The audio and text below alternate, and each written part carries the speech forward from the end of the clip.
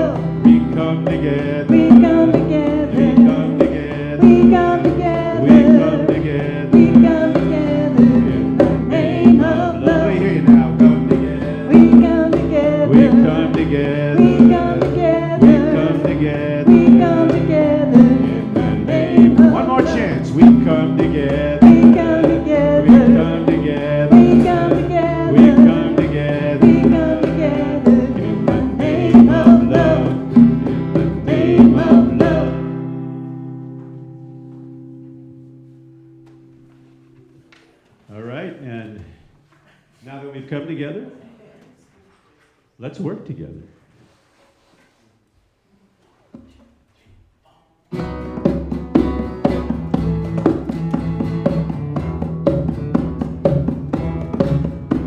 Together we'll stand, divided we fall. Come on, people, let's get on the board and work together. Come on, let's work together. Because together we will stand. Everybody is a part of the band. When things go wrong, as they sometimes will, the road you travel, it seems all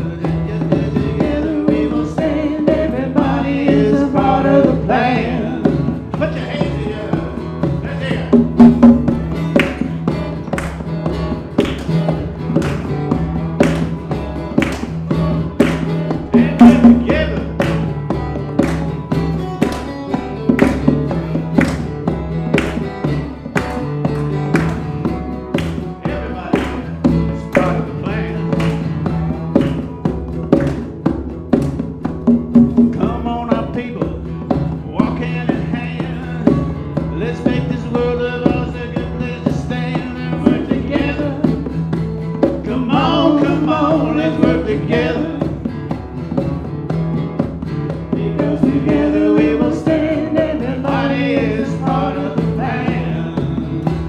Together we'll stand, you know. Together we'll stand. Everybody will fall. Come on, our people, let's get on the board and work together. Come on, let's work together. Because together we will stand. Everybody is part of the plan. Because together we will stand. Everybody is part of the plan.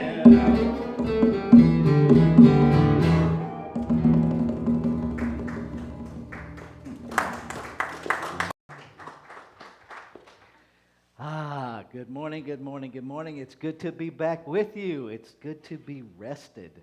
I think after 61 years, I have finally perfected the art of napping.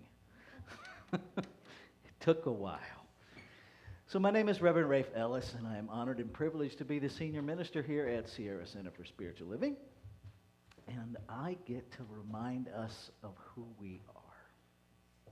We are a radically inclusive, spiritually progressive, supportive community that celebrates the very diversity of creation. We strive to live authentic spiritual lives through a practical application of the teachings of science of mind. We engage in sacred practices that uplift our spirit, deepen our awareness, and ignite our soul's self-expression. We demonstrate active compassion to ourselves, each other, and the world. And we experience meaningful contribution through giving generously of our time, talents, and treasures. And we intentionally, on purpose, promote this community and these teachings. And one of the ways that you can do that if you're joining us live stream is by sharing this feed on whatever social media platforms you play on. You can also send the YouTube link to anybody via email, and it just makes what we teach available. And if people choose it, great. And if they choose something else, great. All right. So one of the things that we do every Sunday morning to demonstrate inclusivity is our inclusion candle lighting ritual. And we light these candles to celebrate the unity of all peoples, all beings, all life. We light the first candle for the shamanic traditions, honoring the beliefs and practices of all indigenous peoples. We light the second candle for Hinduism, honoring the path of knowledge, action, and devotion. We light the third candle for Taoism, honoring the path of ultimate reality, the natural way. We light the fourth candle for Judaism, honoring the ethical path of living by sacred law. We light the fifth candle for all forms of Buddhism, honoring the middle way, the path of compassion. We light the sixth candle for all forms of Christianity, honoring the teachings of Jesus as the path of love, forgiveness, and healing by the presence within. We light the seventh candle for all forms of Islam, honoring the path of submission to the will of God as the highest calling. We light the eighth candle for the religion of Baha'i, honoring the path of unity and peace. We light the ninth candle for all forms of New Thought teachings, honoring the metaphysical path of mental healing through the practice of universal spiritual principles of love and law. We light the 10th candle for absolute inclusivity, affirming that all are welcome and celebrated here. And we light this final candle, honoring the infinity of oneness as all creation, seen and unseen. So now I'm going to turn it back over to our musicians for our next community song. I invite you, wherever you are, lift your voice and let's fill this universe with song. Here we go.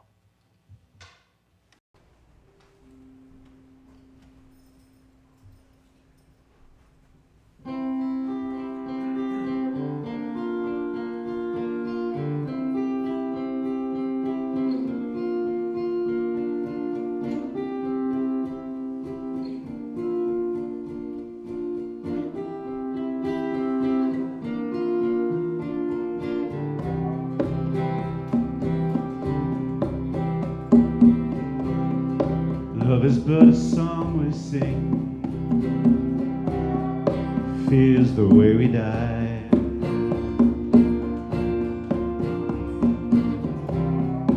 You can make the mountains ring, or make the angels cry.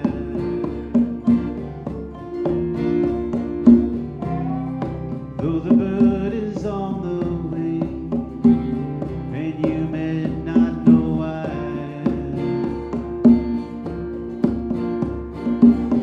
Come on, people now, smile on each other, everybody get together, try to love one another right now.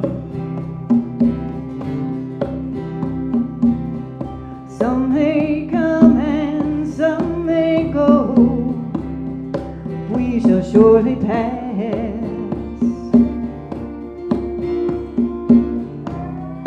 When the one that's left us here returns for us at last,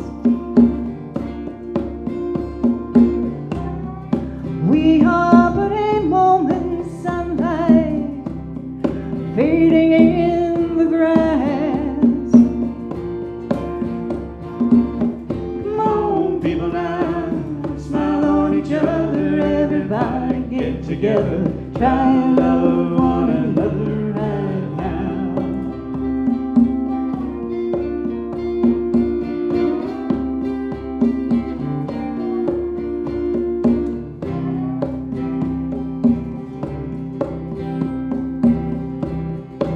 If you hear the song I sing, you will understand. Listen, You hold the key to love and fear, all in your trembling hands. Just one key unlocks them both, it's there at your command. Come on, people now, smile on each other, everybody get together, try and love one another right now. Come on, people now, smile on each other, everybody get together, try to love one another right now. Right.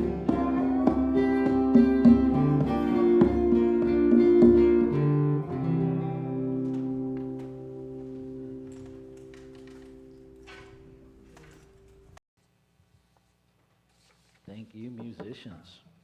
Thank you. All right. So this is our time of announcements, and we only have a couple. We have a bead communication system. So if you come here in person, we've set up a system to empower you to communicate your comfort zone. If you still want folks to stay 6 feet away from you, then you wear a red necklace. If you're figuring it out person by person, you wear a yellow necklace. And if you're good with folks being in close proximity to talk, to hug, to shake hands, you wear a green one. And that allows us to communicate without having to explain ourselves over and over again.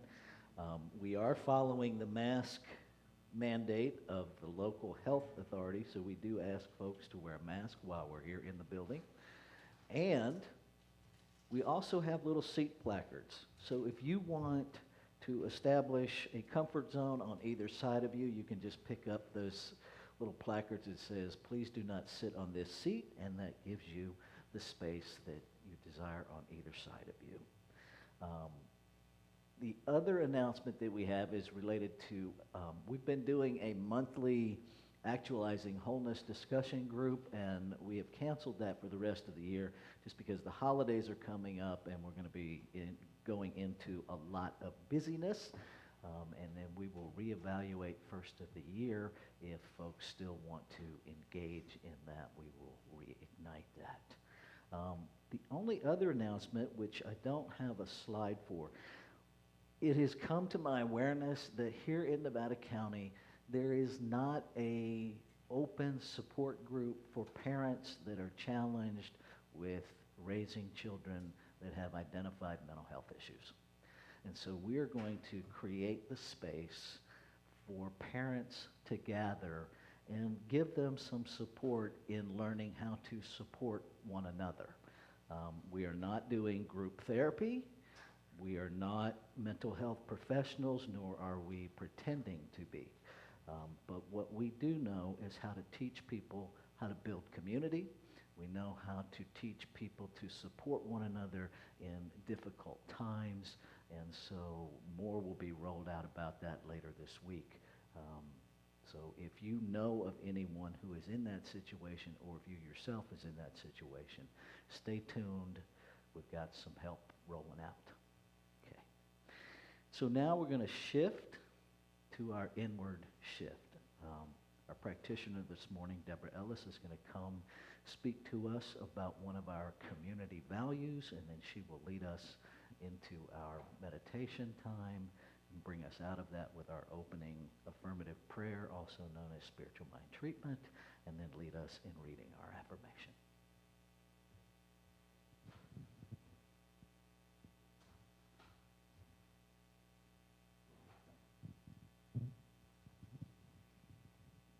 Good morning, beloveds. Good to see everyone this morning. Thank you for joining us from wherever you are in this beautiful world. So this morning I'm going to talk about gratitude. Gratitude is one of the community values that was identified by the spiritual community. And I'm going to share just a little bit about some thoughts about it, and then kind of where I'm at in my journey with gratitude. So gratitude is an attitude of being thankful. Gratitude turns what we have into enough.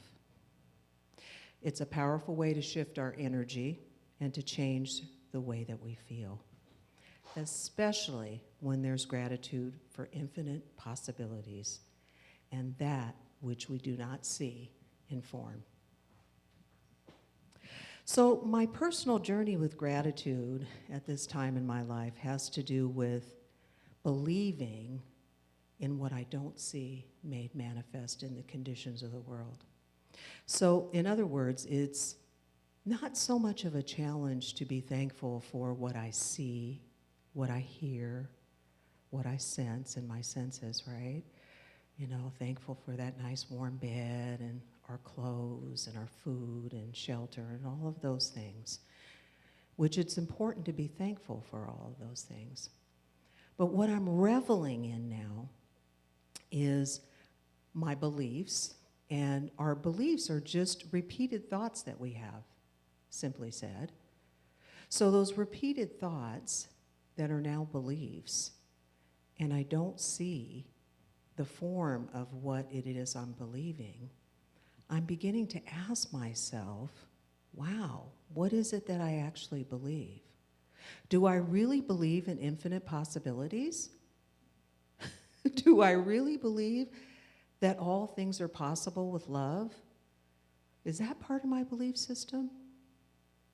And so what I'm recognizing now, when in the world manifest and what I see, that it really is connected to what I believe. So I'm going to leave you with this quote to consider as we go into meditation. And I'm going to read it to you twice. So allow yourself just to receive this. When you believe more in what you don't see than in what you do see, then what you do see, you won't see. And what you don't see, you will see. That's Dr. Michael Beckwith. When you believe more in what you don't see than in what you do see, then what you do see, you won't see. And what you don't see, you will see. Namaste.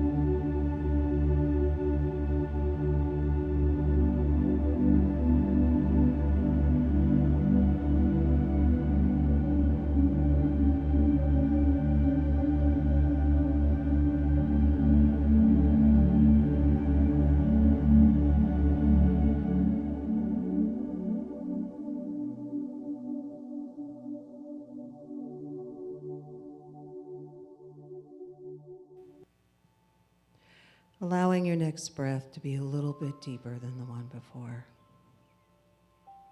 Recognizing that this very breath is the breath of all of life. It is that place of interconnectedness. It is that place of joining of the very breath and presence of the divine. It is moving, it is expressing, it is articulating, reigning supreme in and through and as all of creation. There is no place that this very breath of life is not. It is that deep and abiding love that is flowing right here in this very room. It is flowing in the raindrops that are pouring forth on Mother Earth. It is deep and abiding peace, perfect, perfect love. It is my very breath. It is my interconnected spot. It is that place where the divine breathes itself as my life, dreaming my dreams, thinking my thoughts. And so it's from this place of truth that I speak a word of blessing for this morning in our time together in spiritual community, knowing that the heart of the world is knowing itself exquisitely right here amongst us. That it is this place where we commune together as one in the Spirit of love. And so I'm knowing from this place that all needs are met, that life is unfolding perfectly, wholly, and completely in and through and as all of creation. A blessing this morning for each beloved that's in this room, knowing that this life-sustaining presence is what is happening back of all of life. It is our life.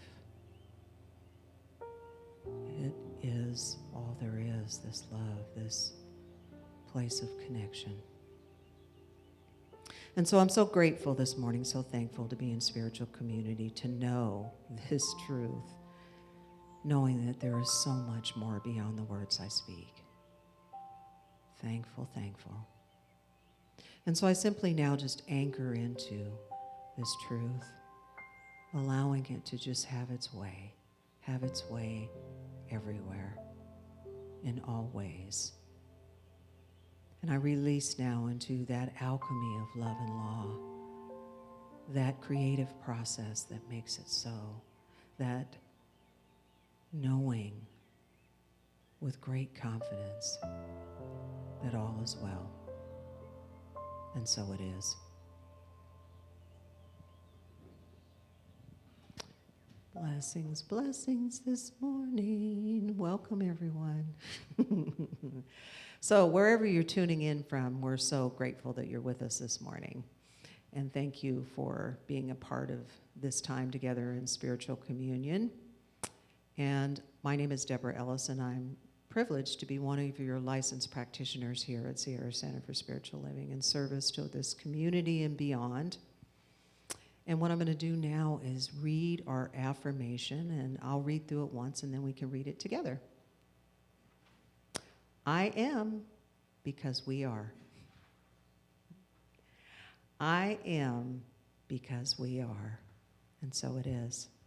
Namaste and welcome this morning.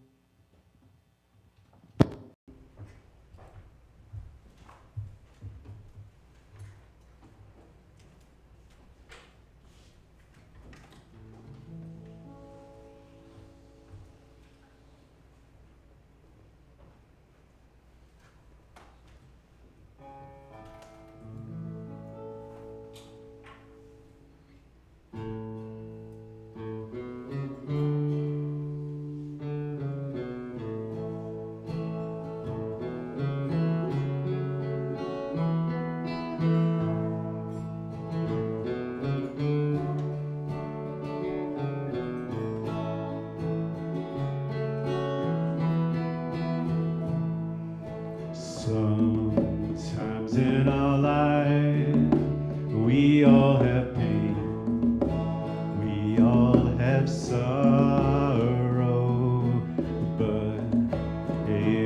are wise, we know that there's always tomorrow. Lean on me when you're not strong. I'll be your friend. I'll help you carry on, for it won't be long. I'm gonna need somebody to lean on. Please swallow your pride if you have things you need to borrow,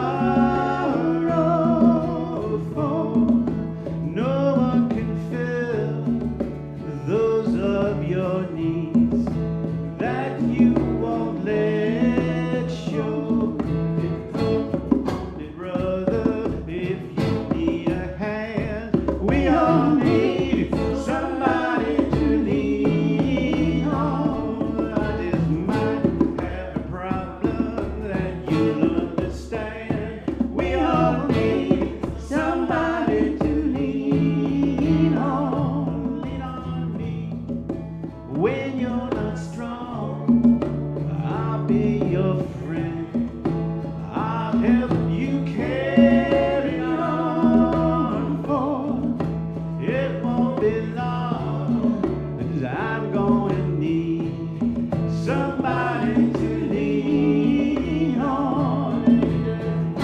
On me, brother, if you need a hand.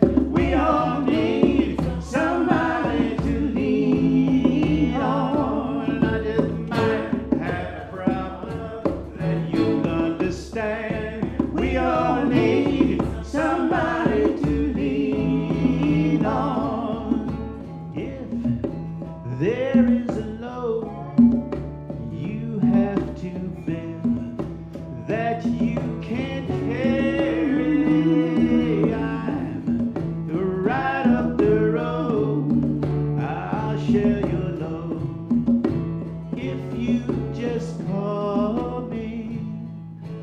Call me, call me, call me.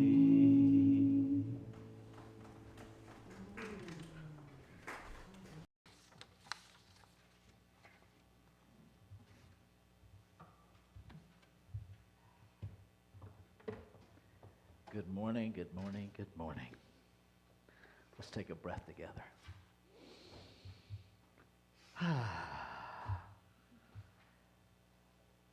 We do indeed lean upon one another. Today, our talk is about going deep, digging deep. I have to chuckle because on my vacation, I didn't stop being a minister. Went out of the area to another center the first Sunday, and the minister was like, "So let me see if I get this. You're on vacation, and so you came to church?" And I thought about that, but yeah, because that's what I would do no matter what, because my spiritual practice and spiritual community is my priority, and it feeds me. And somewhere between childhood where I had to go, something shifted to where I want to go. To where instead of, there were periods in my life where I needed to go, and now I just want to go because it feeds me. And I spent a lot of my vacation time reading, and I was called to go back to a book that I have not picked up in quite some time, Scientific Christian Mental Practice by Emma Curtis Hopkins. And, I have read this book once or twice. The pages are falling out. But there was stuff that I read this time. I'm like, was that in there before? there was a clarity that I'm getting from Emma this time that I didn't get before. And it fits quite perfectly with this idea of digging deep. Because Emma don't play. And Emma is just, if ever there were a straight shooter on planet Earth, Emma Curtis Hopkins was it. And a lot of what we actually teach came directly from Emma Curtis Hopkins. There's a deep connection between Emma Curtis Hopkins and the 12-step recovery community that I did not know. She started a wellness farm. Bill and Bob, that wrote the big book of Alcoholics Anonymous, actually wrote the majority of that book on her wellness farm. She teaches 12 principles. 12-step recovery is based on 12 steps and 12 principles. And when you really start digging deep into those, they are so in alignment with metaphysics. And I just kind of sat there going, well, no wonder it works, because it's the truth. And it's a truth that calls us to responsibility, that calls us to embrace and embody the ability that already exists within us to respond. And so I want to thank Reverend Madeline and Reverend Lanny for the last 2 weeks setting us up. Reverend Madeline did a beautiful weaving of the different aspects of our Centers for Spiritual Living global vision and how all of us are a part of that, and how when we, refresh ourselves with that information, then we become a part of a force that empowers that. I don't remember the exact quote, but she read from the Science of Mind book where Ernest Holmes talks about when many of us focus on the same vision, we empower that vision, and the vision becomes more clear. And that just makes sense because we're all energy, and so the more energy that is focused on a thing, the more power that thing has. And what a powerful thing it is when we focus beyond condition to a vision of a world that really does work for everybody and everything that's in it. Right? Now, Rev Lanny talked about going further together, and it's the same principle. And it's, I love that she included the Zulu philosophy of life, Ubuntu. And I encourage you to just randomly throughout your day, just say that word, Ubuntu, and feel the vibration of that word in your body. It literally means I am because we are. It is a philosophy of oneness, of wholeness. And I can't say that word without feeling the history of humanity. The voices of the ancestors resonate in that word, Ubuntu. Right? And so if we dig deep into that, we have to look beyond who we think we are to what we are.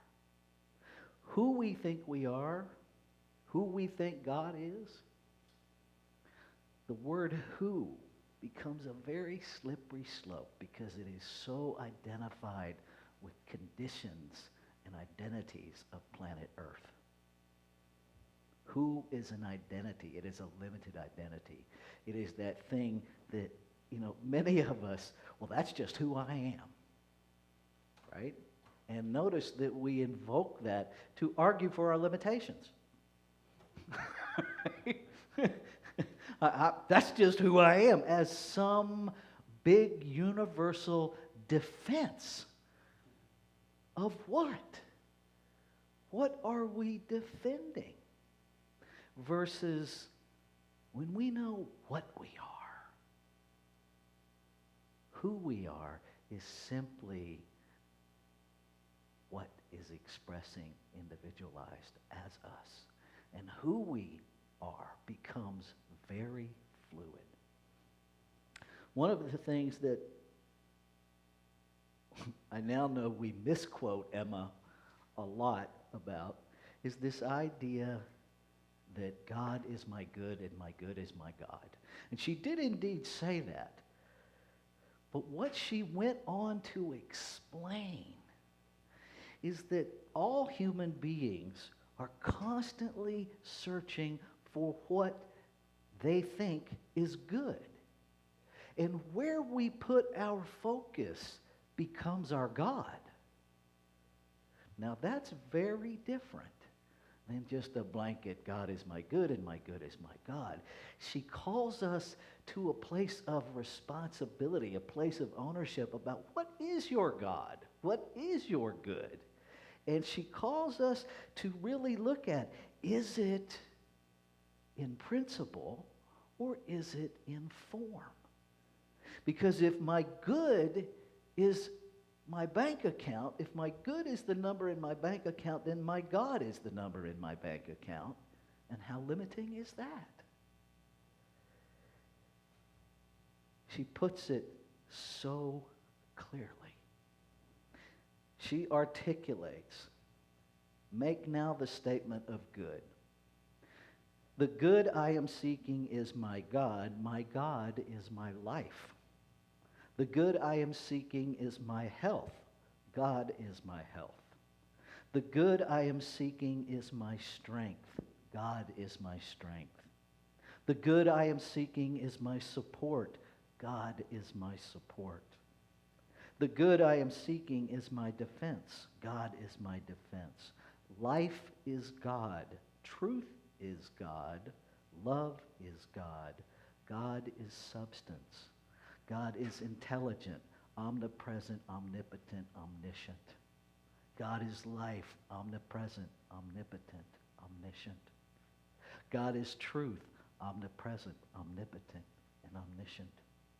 God is love, omnipresent, omnipotent, omniscient. God is spirit, omnipresent, omnipotent, omniscient. Notice there's no condition in any of that. My good is not found in condition. My alignment with principle, my alignment with with what I am, my alignment with what I am shows up in the physical form of my life. But sometimes we have it backwards. We fall into this idea that I am my stuff, that my value is determined by my bank account, that my value is determined by my job title, that my value is reflected in whether or not I have the kind of relationship that someone else thinks I should have. My value is determined by your opinion of me. I often laugh. People will say, they'll ask me about something and they'll say, do you mind? And I said, not according to Deborah. Because sometimes I don't. And people will ask me, how are you? Depends on who you ask. Ultimately, I'm great. But you can ask 10 different people that, and you'll get 10 different answers. That's important. What's really key is that we understand no one's opinion of you establishes your value.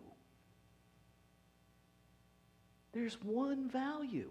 If there's only one thing happening, if there's really a wholeness, there can only be one value, and that value must be perfection. Now, we're not talking about our behavior. Our behavior is oftentimes far from perfect. We're not talking about who we are being perfect. We're talking about what we are being perfect. And when we know what we are, then we can align who we are with what we are. And our behavior reflects that, and our life reflects that. But if I'm busy thinking that who I am is different than what I am always operating in separation. And then when I look at you, I see somebody different than me. Rather than when I look at you, I see another aspect of me. What are you? You are a divine idea in the mind of the infinite to know itself as you. That's what you are.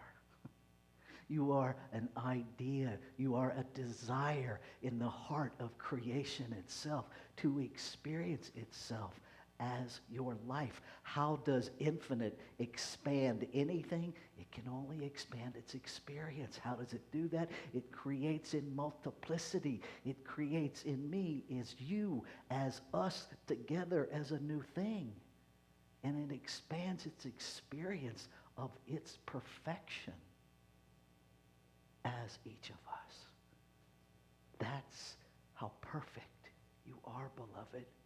You are an idea in the heart of the infinite to know and experience itself. Wow. Now here's the thing.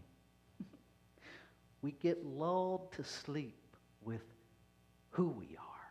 And we get lulled to vitriol about who other people is.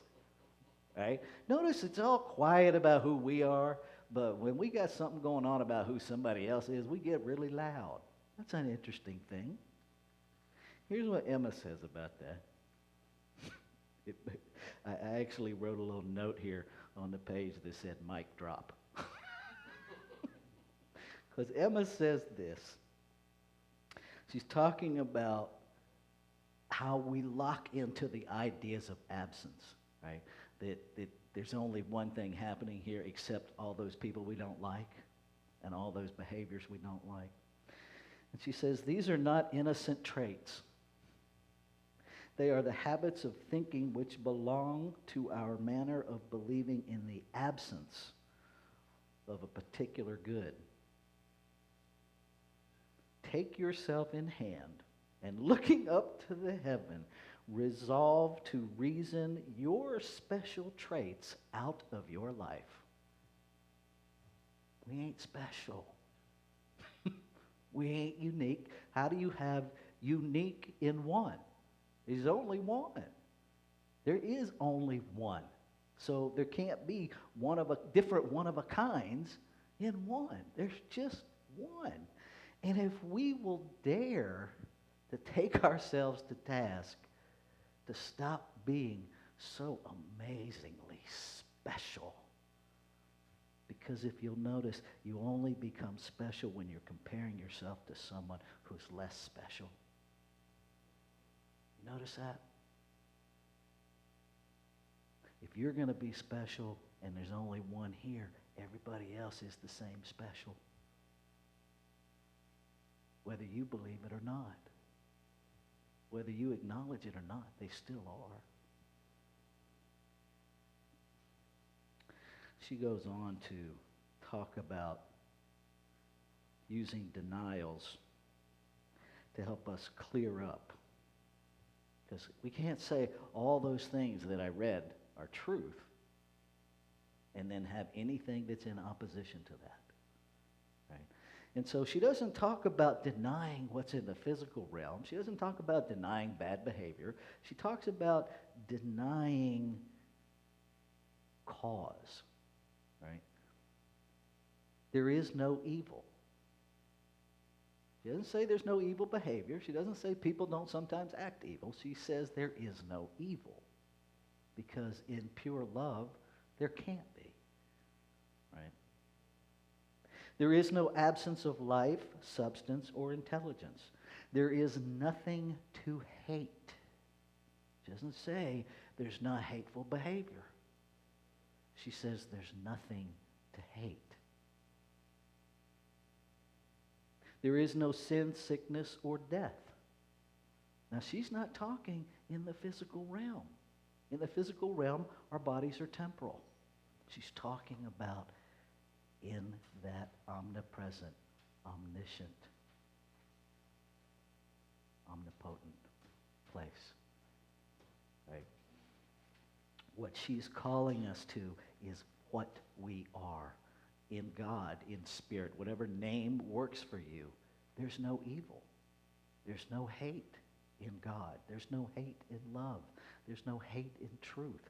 All of that is evidence of a belief that is out of alignment with what we are. And it's not our ultimate reality. It's challenging in the midst of that to remember that.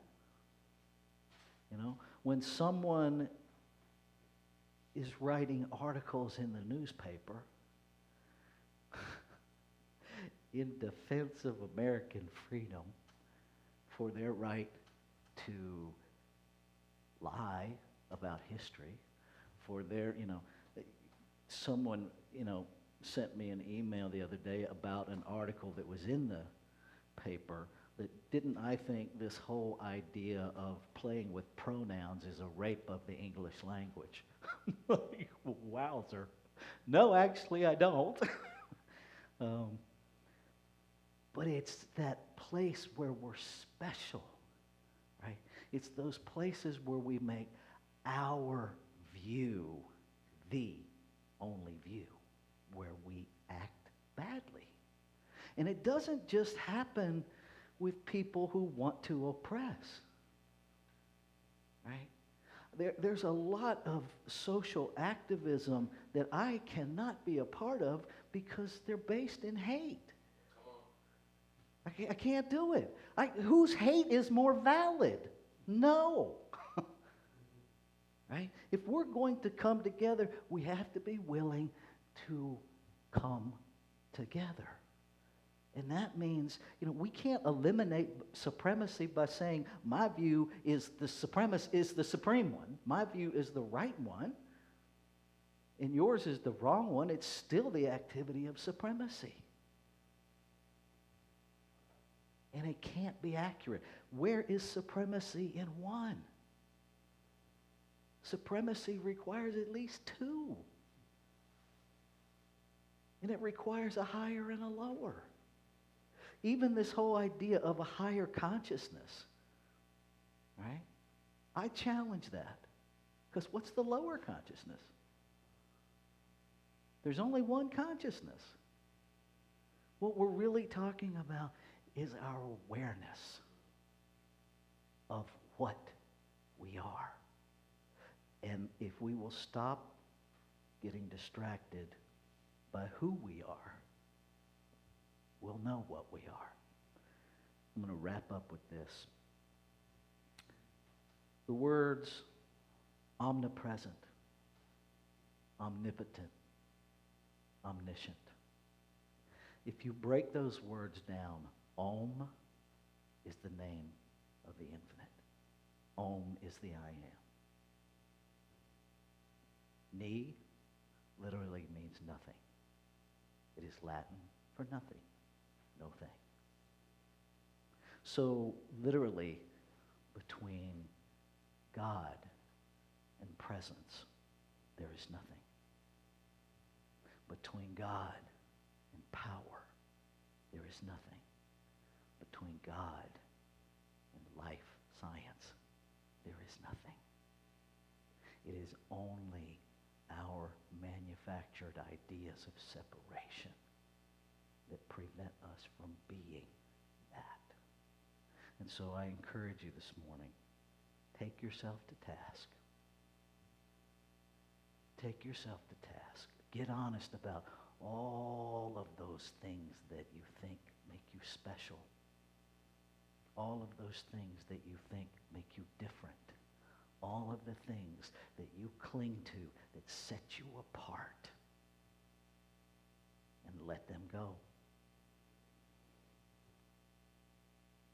On page 48 of this book, and Emma was no angel, Emma spoke the language of her time, and in some of her writings, she says some horrifically prejudiced things. And I suspect she had no idea that they were that. But she says this: the secret of freedom is in knowing what ideas are prejudices and should be dropped out of our mind. Take yourself to task. Where do you make yourself separate? Where do you make yourself different? Are you willing to let go of your identity of who you are to know what you are? Let's take this into prayer. And so as I breathe, I recognize it is the Om breathing me. It is the One breathing itself as me. One breath, one life. Fully present everywhere. Nothing between what it is and its creation. It is all there is. Being made out of it, by it, to expand its experience of itself, I know that I am that. And I know that what is true of me is true of all life. One I am, expanding its experience of itself in exquisite multiplicity, never separate. And so in this truth, I claim and affirm that God is indeed the good we seek, and that God is truth, God is life, God is peace, God is power, God is beauty. God is what we are. And so I speak my word, claiming and affirming that within each mind is an up-leveling. As we go deeper into the truth of who we are raised to a higher degree of awareness about what we are. And as we know what we are, who we are ceases to matter. And we simply stand in the being, in alignment with the truth of what we are. And our lives reflect that alignment. Our behavior reflects that alignment. Our connection, our wholeness reflects the alignment. That truly our good is what we are, and what we are is our good. And that is what we seek. Grateful. Grateful for this time to go deep. Grateful for this time to know truth again in every fiber of my being. Grateful to be used. Grateful to know that awareness creates more awareness. So I simply say thank you. And I release my word knowing that it's already fulfilled, that it's the word of the infinite speaking itself into being. I let go. I let it be. And so it is.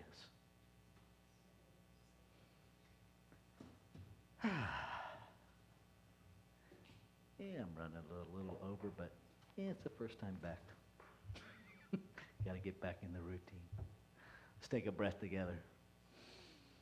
This is our time of intentional giving. And so if you are online, you can go now while we're talking and singing to our website, to the donate tab, and please contribute to sustaining this ministry financially. If you're in the room, our usher this morning, Jill, is going to bring the basket around. We're still just walking it around. We're not handing it because there's things we don't want to share with each other still.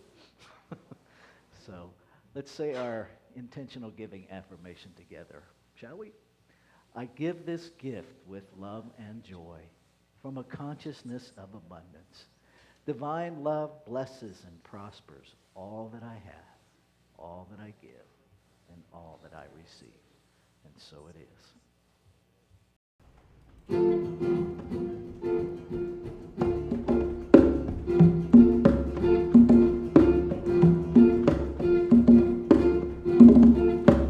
is coming to me.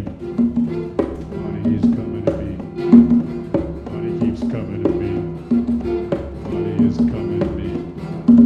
Money is coming to me. I can just feel it, and I believe. Coming to me now. I'm thinking about how money is coming to me. The universe is working me. I can just feel it, and I believe. Working for me now. I'm not worried about how money is coming to me. More than enough to live, more than enough to give, more than enough to share. Feels like it's already here. More than enough to shop, more than enough to drop, more than enough to save. With plenty left over to give away. Money is coming to me. I can just feel it, and I believe. It's coming to me now. I'm not worried about how money is coming to me. Come on, come on, come on, come on. Money is coming to me.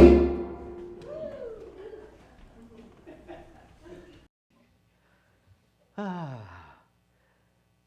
there it is. I get back in the flow. I'm like, what am I know I'm supposed to do something right now, but yeah, if I come over here, because I have to stay on that little screen right there. And so I just speak a word of blessing for the infinite as money that we give through Sierra Center to support this ministry, to support good work in the world. And so it is. Thank you. All right. So, thank you. Thank you, Jill Wiggins, for being our greeter and our usher.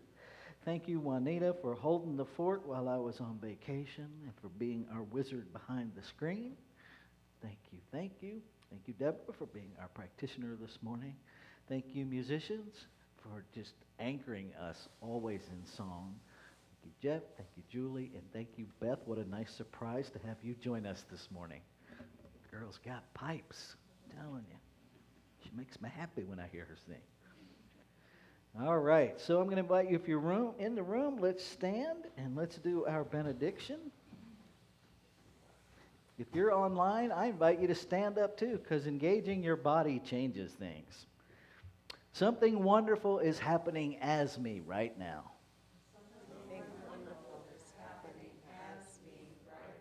It is this thing called life. It is this thing called what? It is this thing called Ubuntu.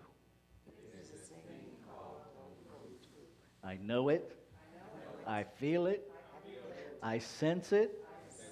Okay, you got to say this line like you mean it. Because I am it. Because I am it. And so it is. Sing us out, musicians.